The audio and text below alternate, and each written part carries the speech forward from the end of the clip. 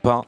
Alors Xavier, on m'a parlé d'une capsule vidéo que tu as enregistrée pour les réseaux sociaux Tout à fait. et qui finalement ne sera pas publiée. Ah bah ça alors, peut-être pour les marques. Alors que j'avais validé, mais sans l'avoir écouté, on m'avait juste teasé. Ah oui, un en plus petit c'est peu. vrai que ouais, c'était courageux, un choix courageux, mais ouais, peut-être que... Alors, quelle était cette anecdote? Peut-être tu pourrais nous en parler vite fait, un petit résumé, là, très vite. Non, mais... voilà, Juste très vite, très vite, non, mais très rapidement.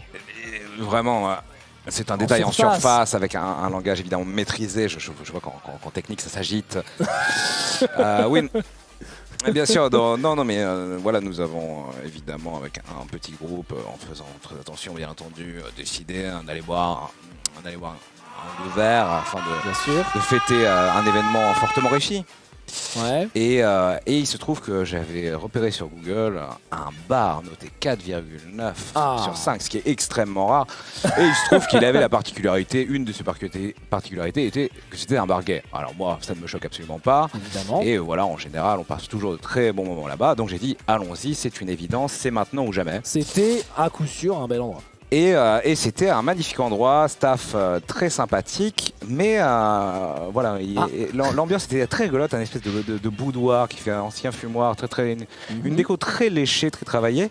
Et c'est juste qu'il y avait un écran LCD où visiblement plusieurs hommes, enfin il y avait plein d'extraits de films où plusieurs hommes comment dire, se donnaient, pratiquaient la dégustation mutuelle de manière assez goulayante.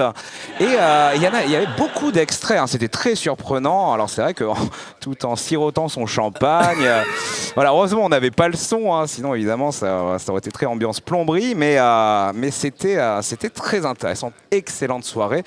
Un homme s'est approché de moi d'ailleurs, a voulu faire très connaissance avec moi, on va dire. Il m'appelait chéri, j'ai trouvé ça assez drôle, donc j'ai joué la carte de l'homme bicurieux, moderne, présent, qui vit avec son temps.